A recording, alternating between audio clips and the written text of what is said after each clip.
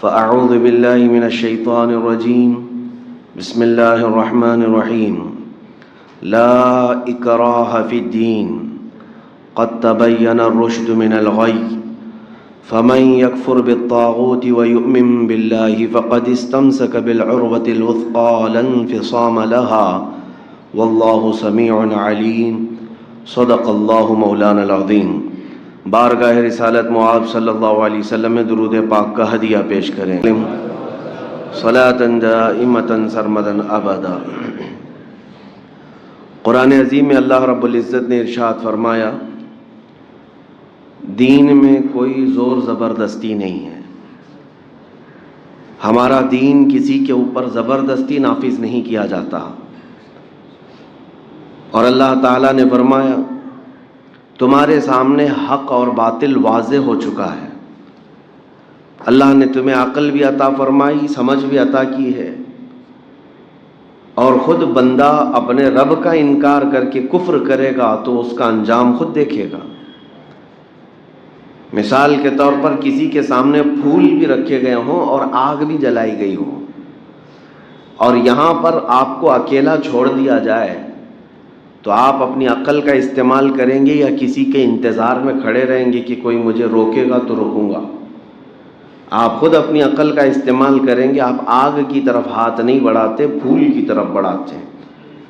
اتنی ہدایت اللہ نے سب کو عطا کی ہے، اتنی سمجھ اللہ نے سب کو دی ہے، اور اللہ رب العزت پر یقین رکھنا اور اس پر ایمان لانا، میں سمجھتا ہوں یہ ایسی چیزوں میں سے ہے کہ جب بندہ تھوڑا بھی غور و فکر کرے تو اپنے پیدا کرنے والے کا انکار کبھی نہیں کرے گا، اور اس کے باوجود اگر کوئی انکار کرتا ہے تو وہ کفر کرتا ہے، وہ اپنا انجام دیکھے گا۔ اس کے باوجود رب ذوالجلال نے قرآن میں ارشاد فرمایا، دین میں کوئی زور زبردستی نہیں۔ یہاں سے میں ایک مسئلے کی طرف آپ کو لے جانا چاہتا ہوں۔ آج بلکہ پچھلے 100 سال سے پوری دنیا میں ایک پروپیگنڈا پھیلایا گیا آزادی نام سے، فریڈم۔ یہ آزادی کا مطلب کیا ہے؟ اللہ تعالیٰ نے ہر بندے کو آزاد پیدا کیا ہے، اس کے باوجود بھی کچھ لوگوں کی آزادی کے نعرے آپ نے سنے ہوں گے۔ میں اپنے دیش کی آزادی کے بارے میں نہیں کہہ رہا ہوں، ملک کی آزادی کے بارے میں نہیں، بلکہ دنیا میں ایک ایسا پروپیگنڈا پھیلایا گیا ہے کہ ہر انسان کو بولنے کی آزادی ہونی چاہیے، اپنے رائے کا اظہار کرنے کی آزادی ہونی چاہیے۔ تو یہ آزادی تو سب سے پہلے میں سمجھتا ہوں اس کائنات میں دنیا میں اسلام نے دی۔ Freedom of speech, freedom of expression جس کو کہتے ہیں۔ لیکن آج کے دور میں جس کو فریڈم کہا جا رہا ہے وہ کیا ہے اور اسلامی فریڈم کیا ہے، یہ میں فرق آپ کو بتاتا ہوں۔ آزادی حقیقت میں ہوتی کیا ہے، آزادی کا مطلب کیا ہے جس کا مس یوز آج کیا جاتا ہے، غلط استعمال۔ آزادی کا مطلب یہ ہے کہ دوسرے کا احترام کر کے اپنی رائے کا اظہار کرنا، یہ نہیں ہے کسی کو ہرٹ کرنا اور اپنے آپ کو ترم خاں سمجھنا، میں چاہے تو گالی بھی دے لوں گا۔ زبان اللہ نے دیا ہے تو اس کا مطلب یہ نہیں کہ تم غلاظت بھی بکو، مغلظات بھی بکو اور پھر کہو کہ مجھے بولنے کی آزادی ہے۔ بولنے کی آزادی کا مطلب کسی اور کو ہرٹ کرنا نہیں ہوتا۔ آپ اپنی رائے رکھ سکتے ہیں، یہ اسلام نے دیا ہے۔ آپ کو پتہ ہے جب بادشاہوں کے دربار میں کسی کو بولنے کی بھی ہمت نہیں ہوتی، جرت نہیں ہوتی، میرے آقا سرور دو عالم صلی اللہ تعالیٰ علیہ وسلم نے صحابہ کو یہ اختیار دیا تھا۔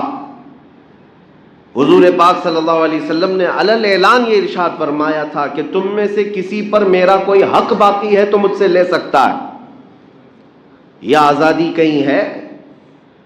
آج بھی جو کہتے ہیں آزادی رائے یا پھر ایکویلٹی کی جو بات کی جاتی ہے، فریڈم کی جو بات کی جاتی ہے، لا کر کے ایک نظیر، ایک مثال پیش کر دیں۔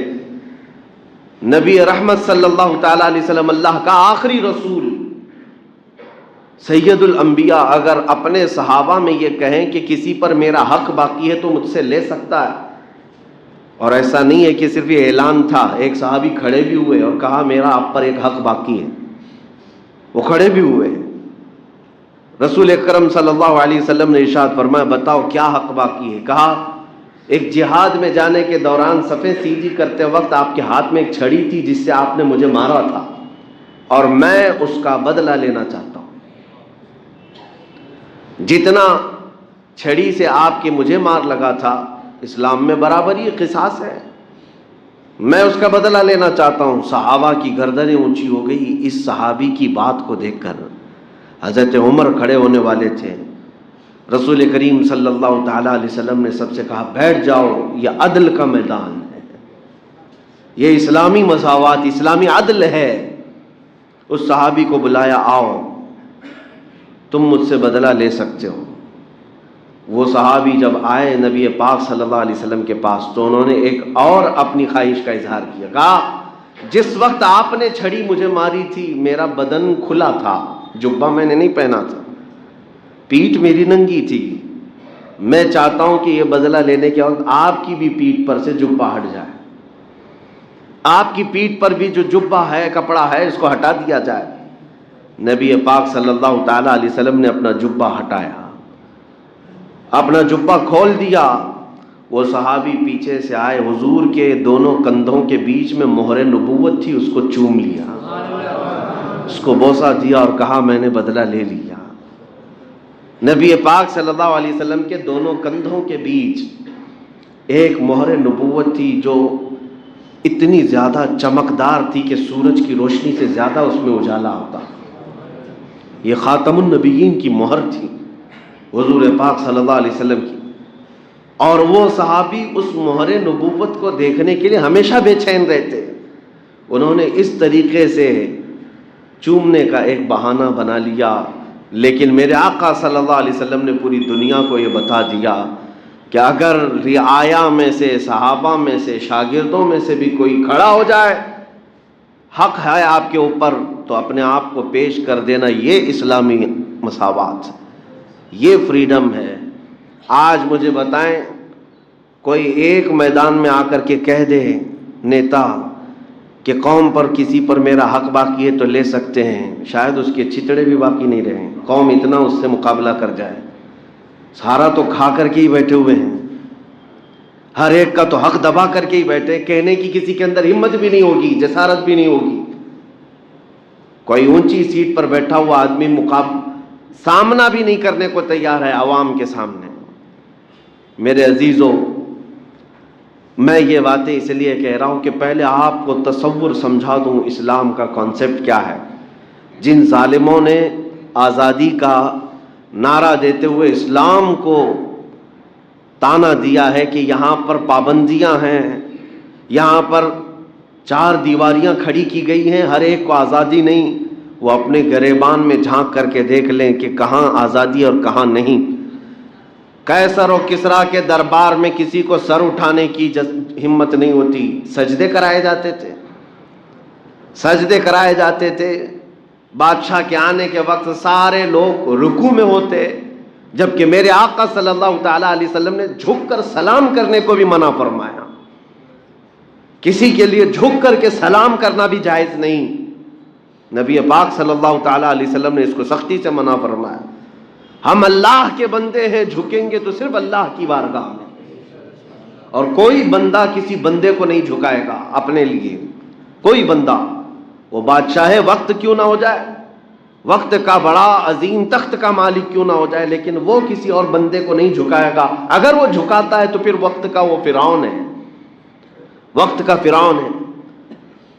آپ کو پتہ ہے سیدنا عمر ابن خطاب رضی اللہ تعالیٰ عنہ، جن کے رعب کا عالم یہ تھا کہ دور بیٹھے ہوئے بادشاہوں کی فوج میں لرزہ طاری ہوتا آپ کے نام سے، عمر ابن خطاب رضی اللہ تعالیٰ عنہ.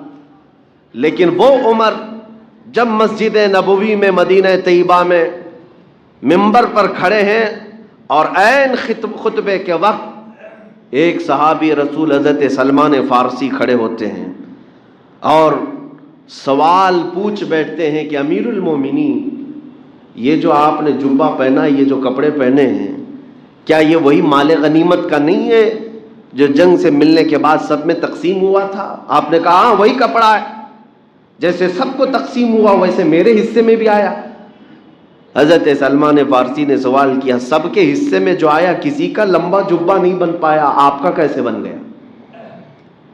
سب کا کپڑا اتنا تو نہیں ملا کہ پورا جبہ بن جائے، آپ کا کیسے بن گیا؟ ہے کسی کو پوچھنے کی ہمت آج؟ یہ فریڈم آف سپیچ یا فریڈم آف ایکسپریشن جو اسلام نے دیا، لیکن گالی دے کر کے پوچھنے کا نہیں، اپنے اطمینان کے لیے، اپنے قلب کو مطمئن کرنے کے لیے اگر سوال کیا تو سیدنا عمر ابن خطاب نے یہ نہیں کہا کہ وقت کے خلیفہ سے تم ہوتے کون ہو پوچھنے والے، نہیں، حضرت عمر فاروق نے مسکرا کر کے کہا، اے صحابی رسول، میں بتاتا ہوں، مال غنیمت میں سے مجھے بھی حصہ ملا تھا، میرے بیٹے عبداللہ کو بھی ملا تھا۔ میرے بیٹے عبداللہ نے اپنا کپڑا نہیں سلایا، انہوں نے مجھے ہبہ کر دیا، میں نے دونوں ملا کر سلایا تو میرا جبہ بن گیا۔ یہ اسلامی عدل بھی ہے، یہ اسلامی فریڈم بھی ہے، آزادی ہے۔ میں اس خلیفہ وقت کی بات کر رہا ہوں جس کے راستہ گزرنے کے متعلق میرے آقا فرماتے ہیں، جس راستے سے عمر گزرے شیطان نہیں گزرتا، شیطان نہیں آتا۔ اس عمر ابن خطاب رضی اللہ تعالیٰ عنہ نے جب قوم کو یہ آزادی دے رکھی تھی کہ کوئی سوال کر سکتا ہے، تو تم کون سے فریڈم کی بات کر رہے ہو؟ اب میں آپ کو بتاتا ہوں آزادی، مغرب کی آزادی کیا ہے، ویسٹرن کنٹریز کی آزادی، یہ جس آزادی اور فریڈم کا نعرہ لگا رہے ہیں، یہ حقیقت میں کیا ہے؟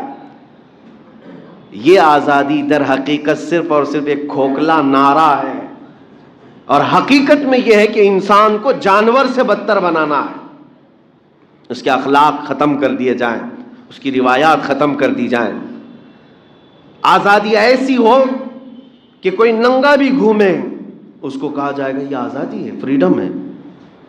عورتوں کو بہت ہی شارٹ لباس میں لایا جائے، کہا جائے آزادی ہے۔ جانوروں کی طرح شہوت کی مشین بنا دیا جائے عورت کو، آزادی ہے۔ ایک خاتون کو استعمال کرنے کی مشین بنا دیا، اور بھوکے بھیڑیے کی طرح لوگ اس کو دیکھتے رہتے ہیں کلبوں میں، اسٹیجوں پر، اور عورت ان کے سامنے تھرکتی رہتی ہے، ناچتی رہتی ہے۔ دنیا میں تصور تو یہی دیا جا رہا ہے کہ یہ پوش لوگ ہیں، یہ بہت ہی اعلیٰ اقدار اور اعلیٰ اخلاق والے لوگ ہیں، لیکن تمہیں پتہ نہیں ہے ایک بنت حوا کو، ایک حوا کی بیٹی کو کئی مردوں کے سامنے ننگا کر کے اس کی عزت کو ذلیل کر دیا۔ سوائے شہوت کی مشین کے وہ کیا بنی؟ جتنے لوگ اسے دیکھتے ہیں وہ اپنی شہوت کی تسکین کے لیے، اپنی نفسانی خواہشات کی تکمیل کے لیے، اس کے علاوہ کیا ہے؟ یہ آزادی ہے؟ آزادی ایسی، مغرب کی آزادی کہ سارے چیزوں کا اختیار انسانوں کو ہے، وہ جو چاہیں۔ دیکھیں میں آزادی کی ڈیفینیشن جو یہاں پر ہے اور وہاں پر دونوں بتاتا ہوں۔ اب اسلام کی جن باتوں کو لے کر کے اعتراض ہوتا ہے، شراب پینے پر کوڑے مارے جاتے ہیں، زنا کرنے پر سنسار کیا جاتا ہے، چوری کرنے پر ہاتھ کاٹا جاتا ہے، یہ بہت سخت ملک ہے، بہت سخت ہے۔ میرے عزیزو، تم نے شراب کے لیے، زنا کے لیے آزادی دی ہوگی ہر ایک کو، لیکن تمہیں پتہ نہیں اس کے ذریعے سے کتنا ناسور پھیلتا ہے معاشرے کے اندر۔ اسلام نے انسانوں کی بھلائی کے لیے روکا ہے۔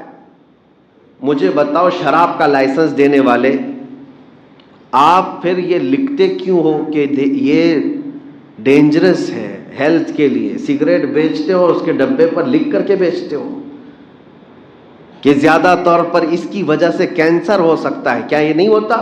ہر سگریٹ کے پیک پر یہ لکھا جاتا ہے کہ اس کے ذریعے سے کینسر ہو سکتا ہے، اور بیچتے بھی ہو، لائسنس بھی دیتے ہو۔ یہی تو ان میں اور اسلام میں فرق ہے۔ اسلام نے جہاں بندوں کی ہلکی بھی تکلیف اور نقصان دیکھا اس پر پابندی لگا دی، اور قرآن نے کہا لا تلقوا بأیدیکم الی التہلکہ، اپنے آپ کو ہلاکت میں مت ڈالو۔ یہ آزادی نہیں ہے کہ تمہیں زہر پینے کے لیے چھوڑ دیا جائے، تمہیں اپنے آپ کو برباد کرنے کے لیے چھوڑ دیا جائے۔ آزادی یہ نہیں ہے. مغرب کی آزادی اور اسلام کی آزادی میں بہت بڑا فرق ہے میرے عزیزوں. آج میں دنیا کو یہی بتانا چاہتا ہوں، جن آزادی کے نعروں میں آ کر تم جس کو چاہے اس کو ہرٹ کرتے ہو، ذرا کبھی اپنی ماں پر بھی اس آزادی کا استعمال کر کے دکھاؤ. کبھی اپنی بیٹی اور اپنے بہنوں پر بھی اس آزادی کا استعمال کر کے دکھاؤ. یہ نہیں کریں گے.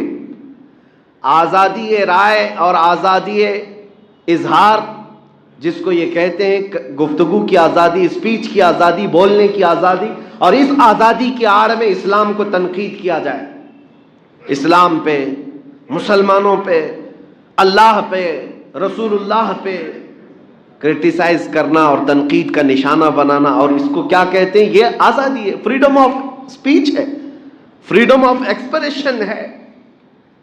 حقیقت میں آپ کو بتاؤں، پوری دنیا کا سیکولرزم اور فریڈم کا جو نعرہ ہے وہ صرف اور صرف اسلام کو کرٹیسائز کرنے کے لیے، باقی کسی کے لیے نہیں. اسلام کو نشانہ بنانا یہ سیکولرزم ہے، آزادی ہے.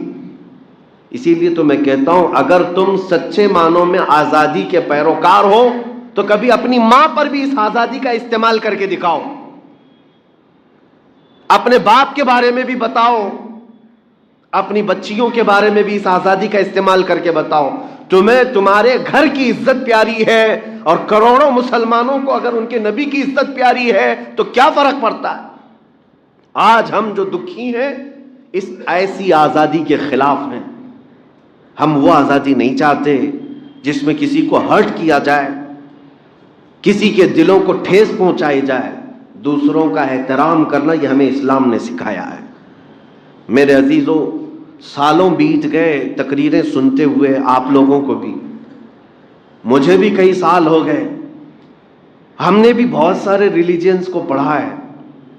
تقریباً 14 ادیان، 14 مذہب، 14 ریلیجنز دنیا کے، جن کا میں نے خود بہت گہرائی سے مطالعہ کیا ہے، اور ہر ایک کو ہم نے کمپیئر بھی کیا ہے، کیونکہ میرا سبجیکٹ تھا کمپیریٹیو اسٹڈی. لیکن آج تک ہم نے دوسرے مذاہب کو اس طرح ذلت کا نشانہ نہیں بنایا. لوگوں کی اپنے اپنے رائے ہیں. ہمارا دین کہتا ہے لا اکراہ فی الدین، دین میں کوئی زور زبردستی نہیں ہے. لیکن میں اپنے دین کو دلائل سے قائل کرتا رہوں گا. میرا دین سچا ہے یہ بولتا رہوں گا، آخر تک میں ثابت کرتا رہوں گا. میں نے دوسرے ادیان پر، ان کے مقدسات پر، ان کی شخصیات پر کبھی اوچھے حملے نہیں کیے. ہاں، جو لاجک کے خلاف ہے اس کو ہم بولتے ہیں، لیکن کسی کے مذاہب پر گندی گالیاں دے کر کے حملے ہم نے نہیں کی. یہی ہمارے اسلامی اقدار اور اسلامی آزادی ہے.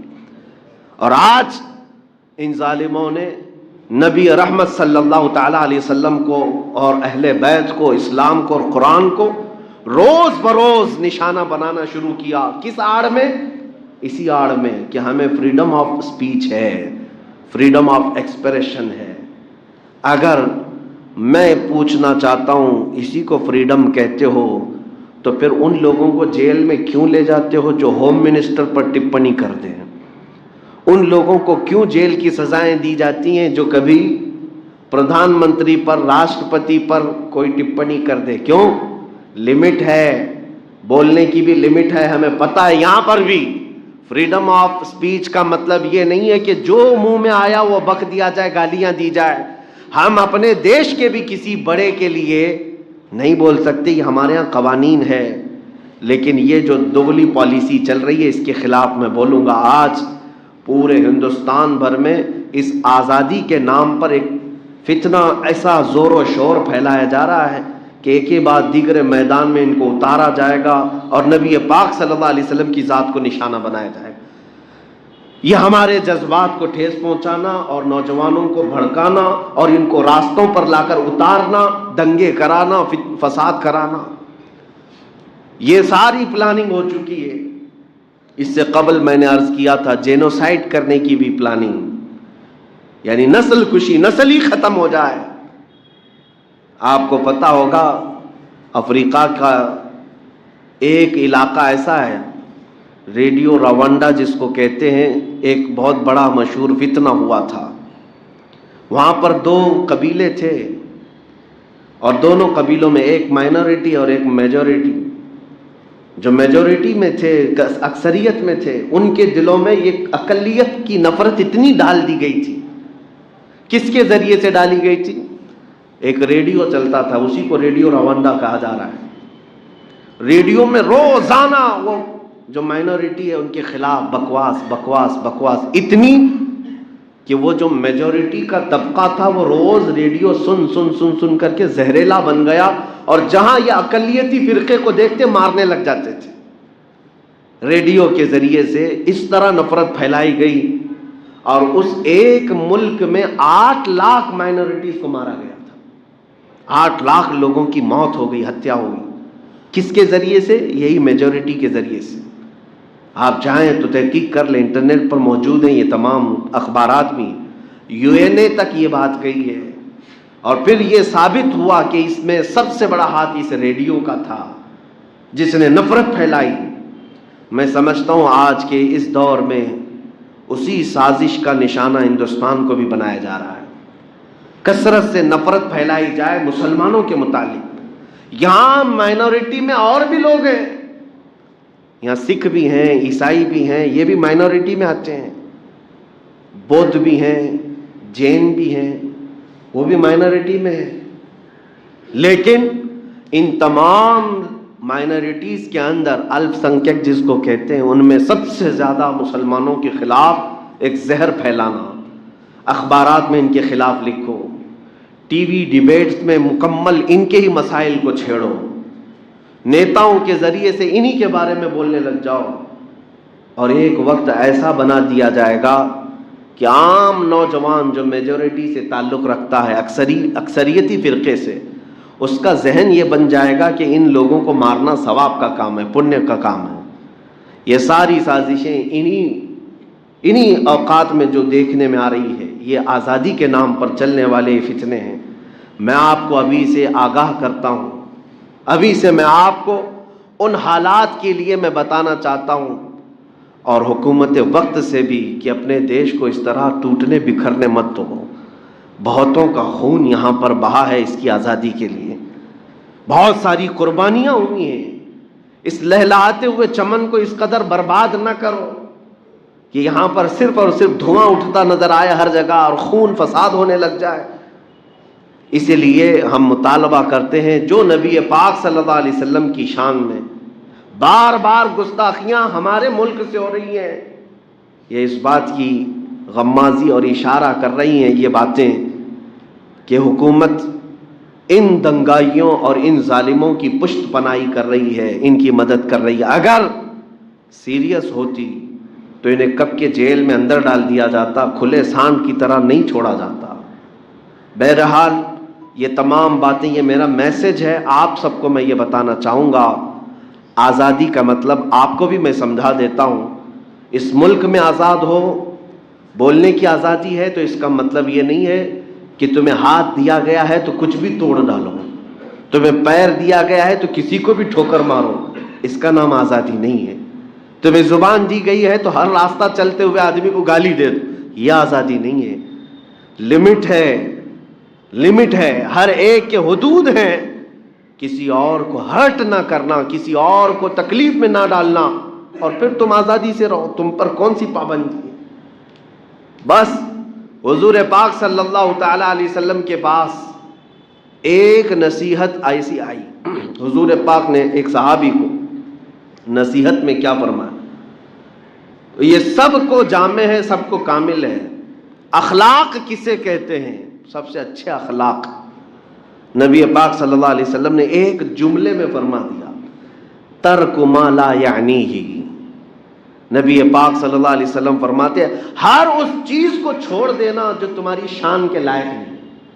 اس میں سب آ گیا، جو تمہاری شان کے لائق نہیں ان تمام چیزوں کو چھوڑ دینا، یہی سب سے اعلیٰ اخلاق ہے. زنا کیا تمہارے لائق ہے؟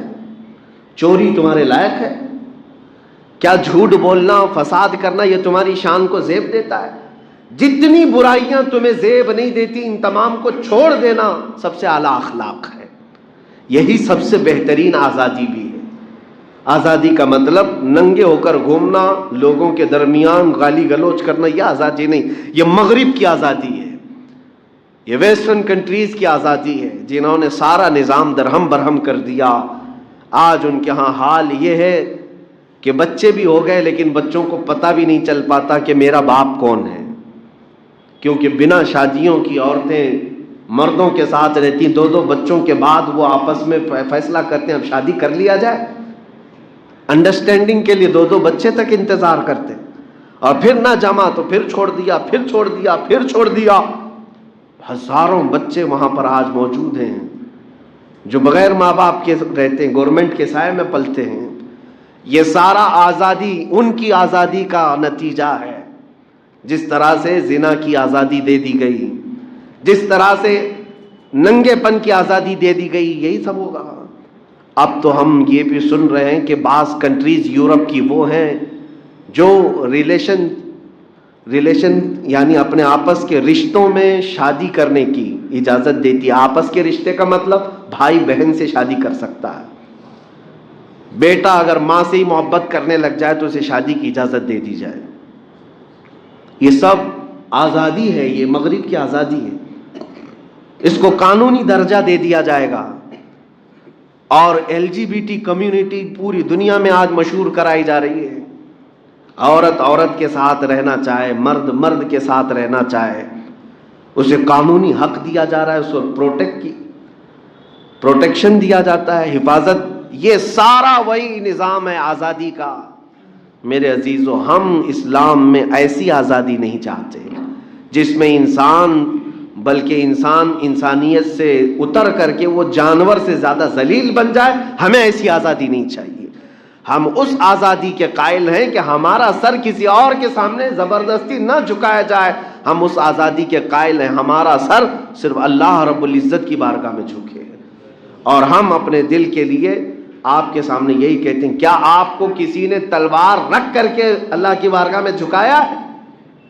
کسی نے سجدہ کرنے پر آپ کو مجبور کیا؟ نہیں، لا اکراہ فی الدین، دین میں کوئی زور زبردستی نہیں۔ جو جنگیں ہوئی ہیں آپ لوگ یہ سمجھتے ہوں گے ان کو تلوار سے ڈرایا جاتا تھا، نہیں، سامنے والا جب تلوار اٹھاتا تھا تو اسلام کو بھی حکم ہے، اسلام کا حکم ہے ڈیفنس کرو۔ جس نے تمہارے مقابل میں اٹھایا اس کے لیے جہاد کا حکم آیا۔ باقی وہاں پر بھی جو تلواریں اٹھی ہیں وہ زور زبردستی دین میں داخل کرنے کے لیے نہیں اٹھی ہیں، بلکہ وہاں تو یہ آزادی دی جاتی تھی کہ تم ہمیں مارنے کے لیے آئے تھے، اب بھی اگر تم کلمہ پڑھتے ہو تو ہم اپنا بدلہ بھی چھوڑنے کو تیار ہیں۔ ہمارے ہاں زور زبردستی نہیں ہے۔ بہرحال آج میں پرزور مذمت کرتا ہوں میرے نبی پاک صلی اللہ علیہ وسلم کی عزت پر حملہ کرنے والے ان شر پسندوں کی، اور میں مطالبہ کرتا ہوں کہ ان لوگوں کو ہمیشہ کی ایسی پابندی لگا دی جائے اور قانون ایسا سخت بنائے کہ جو بھی محترم اور مقدس شخصیات پر اس طرح کے اوچھے جملے نکالتا ہے اپنی زبان سے، اسے سالوں جیل میں سڑنا پڑے تاکہ دوسروں کے لیے عبرت ہو جائے۔ اور ہمیں پتہ ہے پورے ہندوستان کا ماحول کتنا سینسیٹیو ہے دھرم کو لے کر کے، ریلیجن کو لے کر کے، مذہب کو لے کر کے، اس لیے یہاں پر ان معاملات کو نہ چھیڑنا ایک دوسرے کے لیے یہ زیادہ بہتر ہے۔